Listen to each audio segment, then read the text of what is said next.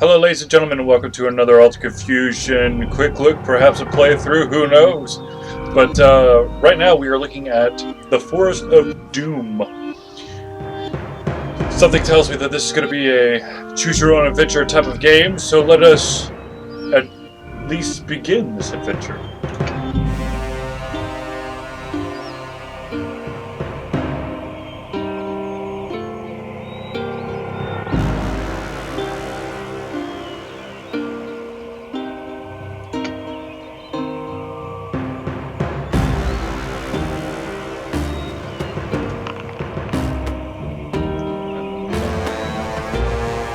Not bad.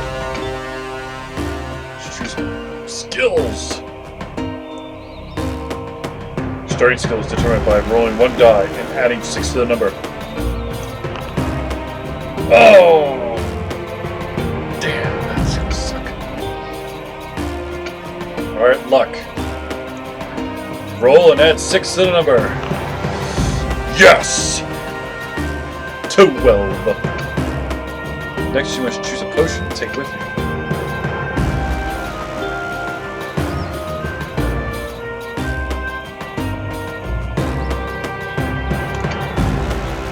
Yes.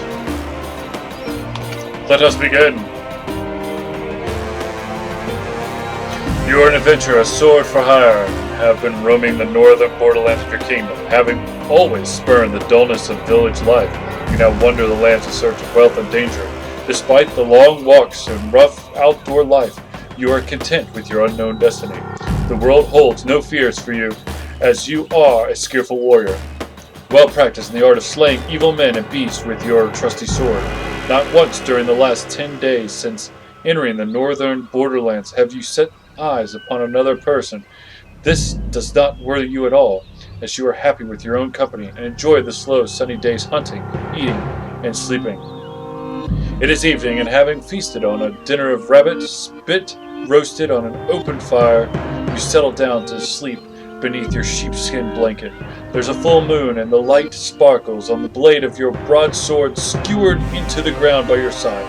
You gaze at it, wondering when you will next have to wipe the blood of some vile creature from its sharp edge. These are strange lands, inhabited by weird and loathsome beasts, goblins, trolls, and even dragons. As the flame of your campfire gently dies, and you begin to drift to sleep, and images of screaming green-faced trolls flicker through your mind. Suddenly, in the bushes to your left, you hear the loud crack of a twig breaking under a clumsy foot. You leap up and grab your sword from the ground.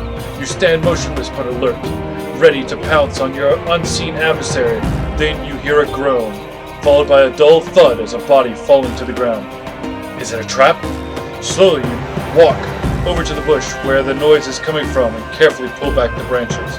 You look down to see a little old man with a great bushy beard, his face contorted with pain. You crouch down to remove the iron helmet covering his balding head and notice 2 crossbow bolts protruding from the stomach of his plump, chainmail-clad torso. Picking him up, you carry him over to the fire and stir the dying embers into life. After covering him with the sheepskin blanket, you manage to get the old man to drink a little water. He coughs and moans. He sits up rigid, eyes staring fixedly ahead, and starts to shout, I'll get them! Don't you fear, Gillibrand! Big Leg is coming to bring you the hammer. Oh yes, indeed I am. Oh yes." The dwarf, whose name you presume to be Big Leg, is obviously delirious from the poison-tipped bolts lodged in his stomach. You watch as he slumps down again to the ground, then whisper his name in his ear. His eyes stare unblinkingly at you, and he again starts to shout, "Ambush! Look out! Ambush! Ah! The hammer! Take the hammer to Gillibrand! Save the dwarfs!" His eyes half close, and the pain seems to ease a little. And as the delirium subsides, he speaks to you again in a low whisper. "Help us, friend. Take the hammer to Gillibrand. Only the hammer will unite our people against the trolls. We were on our way to Darkwood to search for the hammer, ambushed by the little people. Others killed. The map is in my pouch.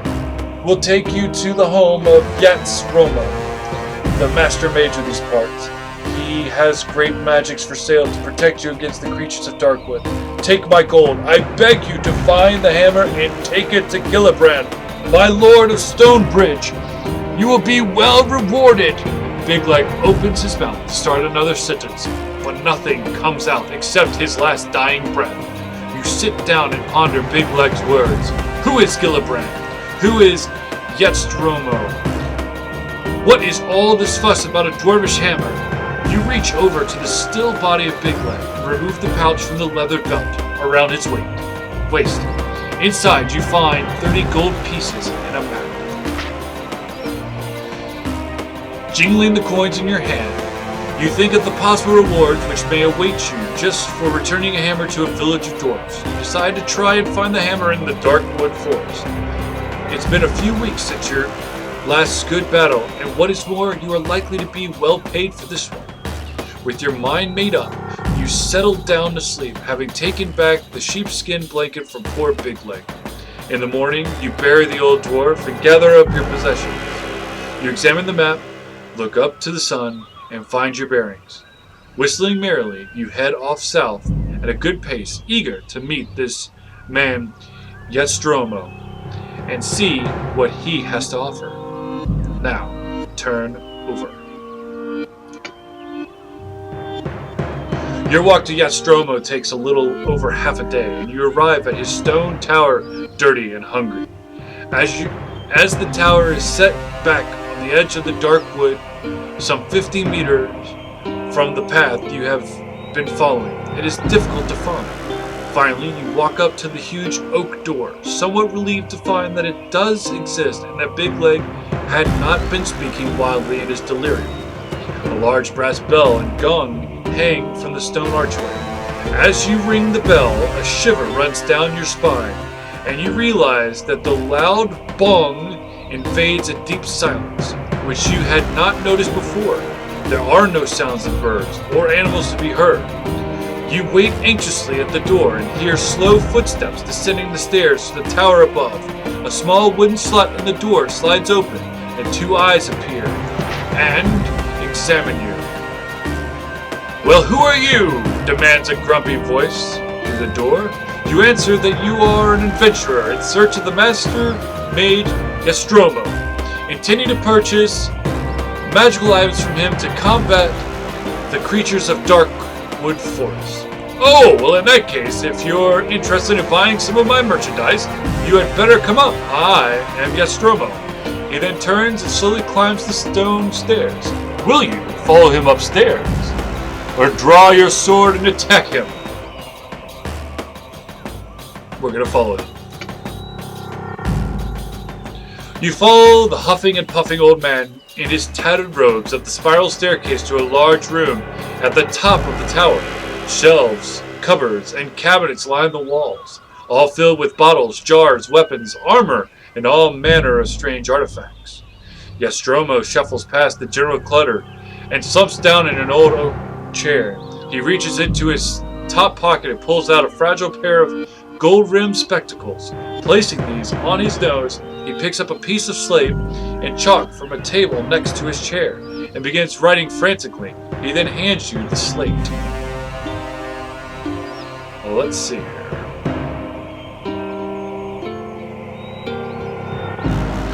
Potions of healing, potions of plant control, potions of stillness, potion of insect control, anti-poison, holy water, ring of light, boots of leaping, boots of climbing, net of entanglement, armband of strength, glove of missile dexterity, rod of water finding, garlic buds, headband and concentration, fire capsule nose filter. He tells you that all the instructions for use are written clearly on the labels attached to the items, together with their suggested use. He sighs and tells you that unfortunately the magic in the items only works once, but they are the best you can buy for the money. Yetstromo then asks you the reason for the purchase of the items, and you tell him your story and your decision to continue the quest of the luckless Bigleg. "Ah, yes," Yetstromo says slowly, rubbing his chin. "I heard that the good dwarfs of Stonebridge had lost their fabled warhammer. Without it, their king is unable to arouse his people, despite the fact that the hill trolls threatened his village. Rumor has it that an envious king of another village of dwarves sent an eagle to Stonebridge to steal the hammer, which it managed to do, but as it flew over Darkwood, it was attacked by Deathhawks, and the hammer dropped into the forest and was lost. Apparently, 2 forest goblins found the hammer, but could not decide who was to keep it. They wrestled for hours, but gave up. Then they discovered that the handle unscrewed from the head, and the argument was settled. One kept the head, the other kept the handle. Then they parted, each happy with their new treasure. Who knows if they still have them? So I'm afraid your problems are double. I can tell you that the head is made of bronze and the handle is made of polished ebony. Both hand and handle have the letters G inscribed on them. Your task is not easy. Good luck. You thank Gastromo and leave the room by the spiral staircase. Well, let's see here.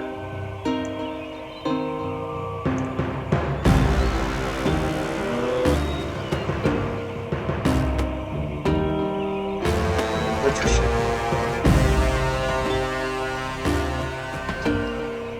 30 gold.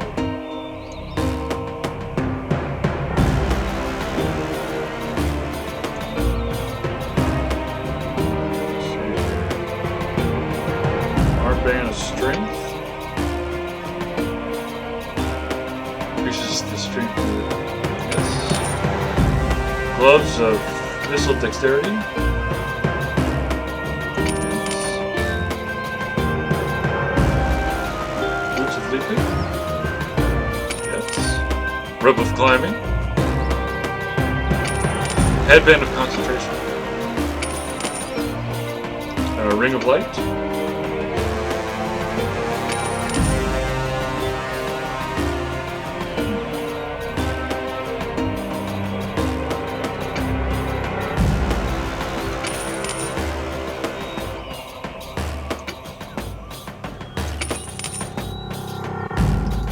How much more coins do I have? 9. 9.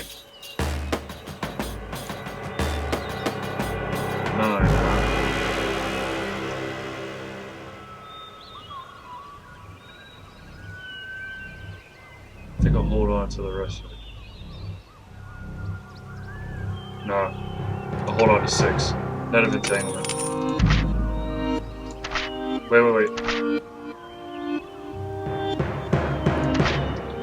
Alright. Leave the room by the spiral staircase. Outside in the bright light, you notice the dead quietness again. A narrow path leads northwards.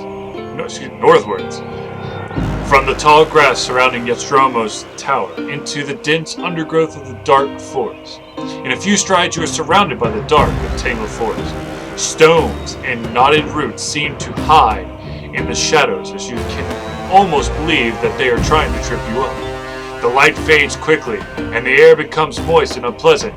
Deeper and deeper you go into the gloom. Eventually, the path forks on either side of a huge old tree. Shall we go west, or shall we go east? We shall go east, towards the rising sun.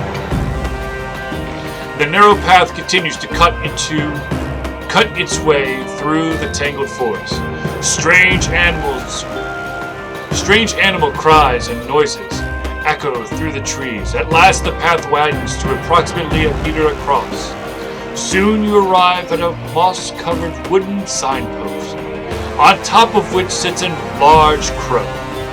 The arms of the signpost read north and east. Just as you are deciding which way to continue, you hear the words, "Good afternoon." You look up in the direction of the voice and see the crow looking down at you inquisitively. "Good afternoon," you reply slowly. Feeling a little foolish, the crow speaks again, asking which way you are headed. You reply that you are looking for 2 goblins, small, sinewy creatures with brown, scaly skin. "1 gold piece will buy my advice," states the crow confidently. Will you pay the crow for its advice? Ignore the crow and turn north, or ignore the crow and turn east? This is why we kept the gold coins. Pay the crow for its advice. You put the gold piece on top of the signpost, as requested. The crow, after which it says, by the crow, after which it says, go north. You ask the crow why. It needs gold pieces, and it replies that it needs 30 pieces to pay Nostromo to turn it back into a human again. You bid the crow farewell. We will go north, as advised by the crow.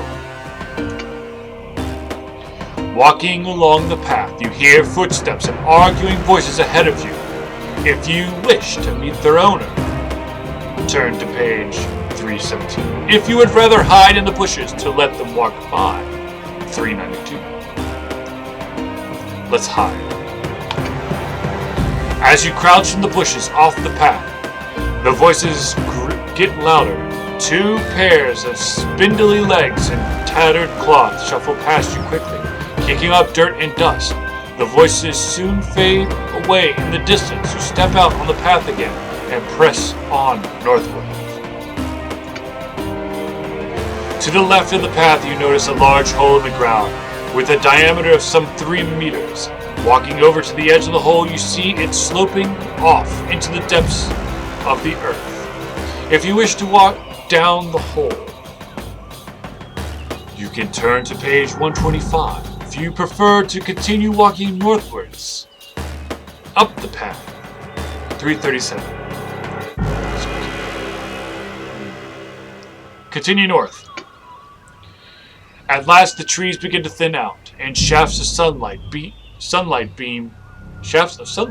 down through the gaps on either side of the path. As the path widens, you see a large cave entrance set a few yards back on the right. Examine the cave. Slowly you peer into the cave and see the huge shape of an ogre walking slowly over to a wicker cage with a bowl of water in his great hand. He is dressed in animal furs and carries a stone club in his belt. There appears to be a small creature jumping around inside the cage. You may pick up a rock and throw at the ogre, rush in and attack the ogre with your sword, leave the cave and continue up the path.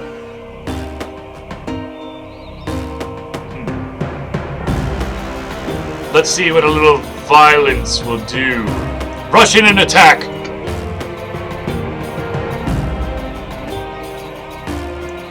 You draw your sword as you enter the cave.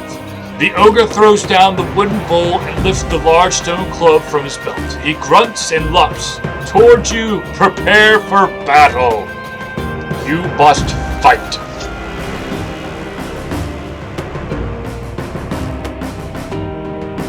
Fight on.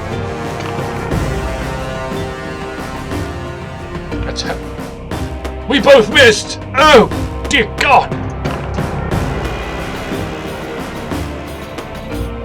We both missed again! Fight on! Oh shit. The ogre hit me. Fight him! Test my luck.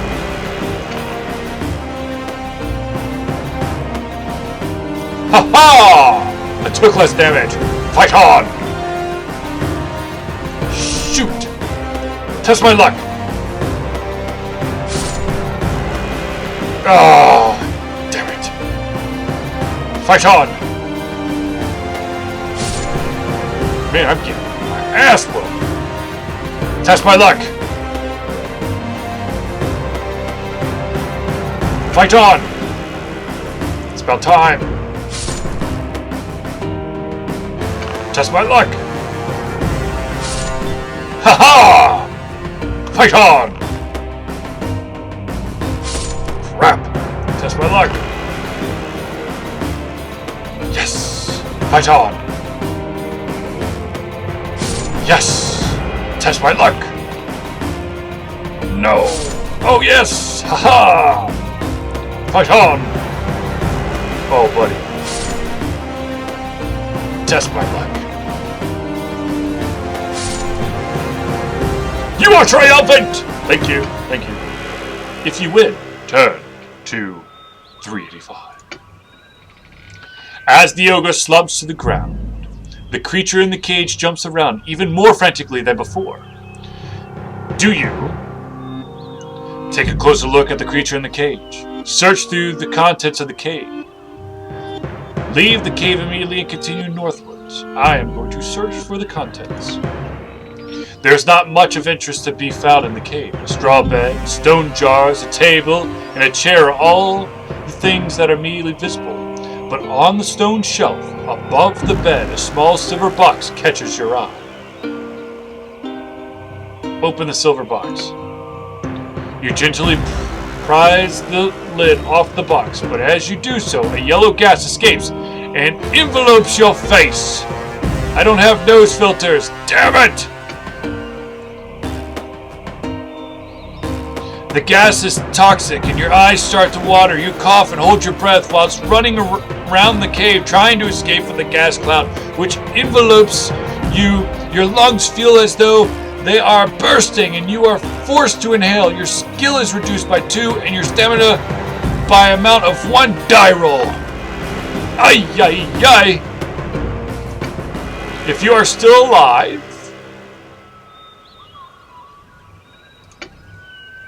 you see the gas cloud slowly fade away, and then you put the silver box in your backpack. If you want to walk over to the creature in the cage, turn here. If you'd rather leave the cave to continue your journey, turn here.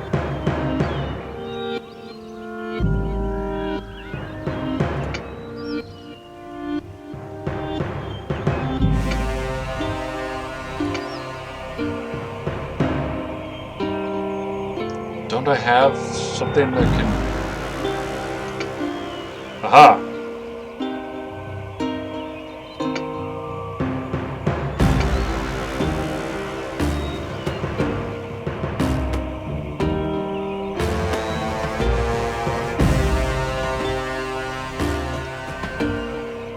Do I want to... Yes, let's check on the creature.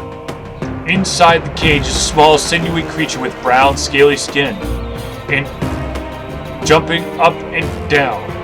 He is a goblin, and he has a black shiny rod hanging on a leather cord around his neck. If you want to unlock the cage, turn to 9. Unlock it. You unlock the door and step back, drawing your sword in case the goblin tries to attack you. He picks up a wooden stool and, waving it in the air, kicks the door open and charges at you, screaming, "Fight!" You must fight.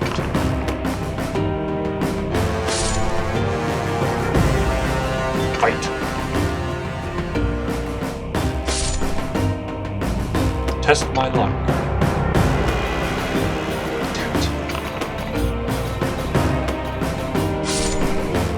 Test my luck. Damn it. Crap. Oh, good. Oh, that's gonna hurt. Test my luck. Damn it! I am triumphant! You bend down over the lifeless body of the mad goblin. Examine the rod around his neck.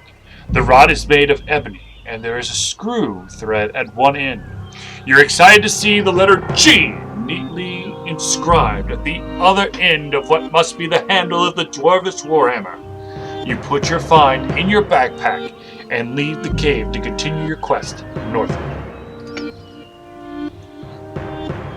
Walking along the path, you do not notice a rope noose hidden beneath some fallen leaves ahead of you. Your foot catches in the noose, and suddenly you are hauled into the air by the rope, which is tied to a sprung tree. In a second, you are hanging upside down, suspended by your trapped foot. Test your luck. If you are lucky, your sword remains in its scabbard and you will be able to use it to cut yourself down. If you are unlucky, your sword slips from the scabbard and drops to the ground, leaving you dangling helplessly. Come on. Damn.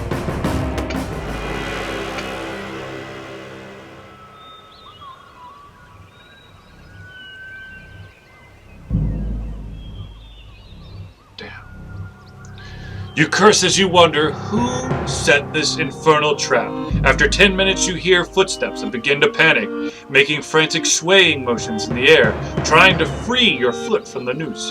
Then a small boy dressed in green leather shorts and a green shirt appears. He is chewing on what looks like a chicken bone. He walks underneath you, looks up and smiles and said, "Ha ha, somebody caught in the ogre's tree trap." You ask him politely to pass you your sword. "That will cost you 5 gold pieces, or perhaps you have a nice magical item for me," he said, eyes widening.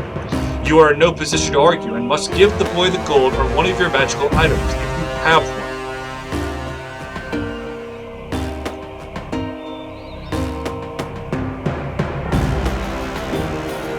Damn it. Net of entanglement. Yes, yes. The small boy passes your sword and runs down the path. You cut the rope, holding your foot, and fall heavily to the ground. You get to your feet and brush the dirt from your clothes. You notice a knotted vine hanging down to the ground from a tree on your left. You look up and see a roughly made treehouse amid the branches. Do you climb it? That is a good question. Man, my luck is...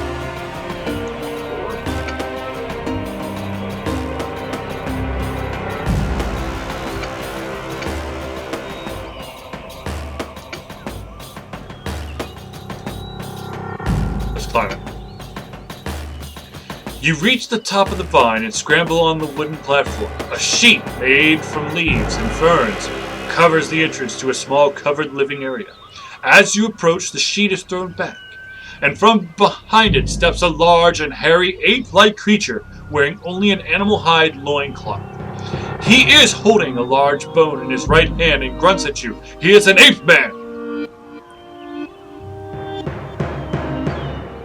Do you draw your sword and try to attack him, or do you jump off the platform to the ground 5 meters below? Violence! The ape man is very agile around the tree, and you have difficulty brandishing your sword. You lose 2 from your attack strength during each round of combat. Fight. Which means I'm going to get my butt whooped. Fight on. Miss. Fight on. Oh, he's gonna light me up like a... Run away. The ape man takes a swipe at you as you flee. You take 2 damage, such is the price of cowardice. Falling to the ground, it is becoming a bit of a bad habit. It also begins to hurt. You lose 3 stamina points for your injuries. If you are still alive, you get up and continue northward along the path. Soon the path leads out of the trees and onto a large plain with tall grasses. Beyond it, you see rising ground and further off, some low hills. The path splits and goes in 3 directions.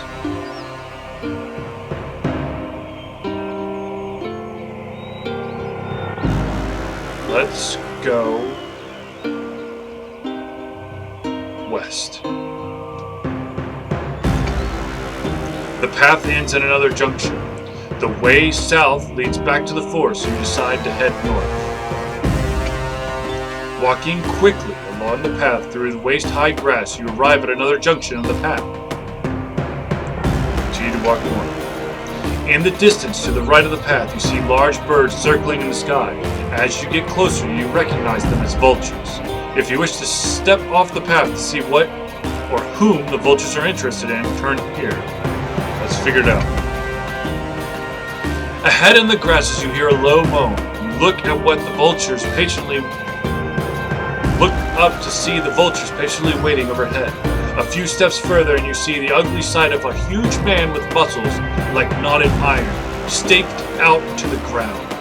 His arms and legs are tied to 4 large wooden pegs, driven deep into the ground. The man is naked except for a small loincloth, and his skin is badly blistered from the sun.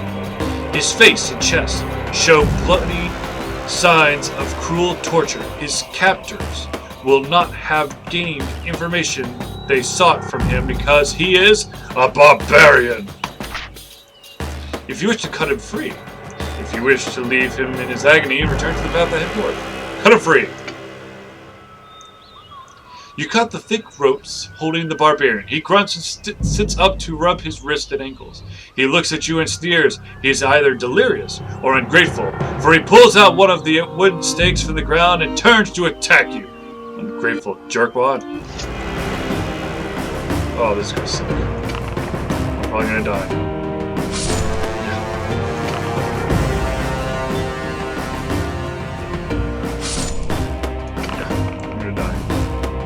Ooh, I'm gonna die.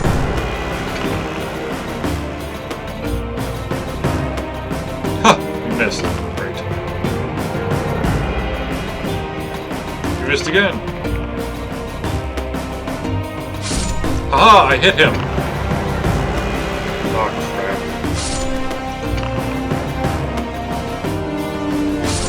Go. That's another hit for him. Damn it. You are overcome by your enemies.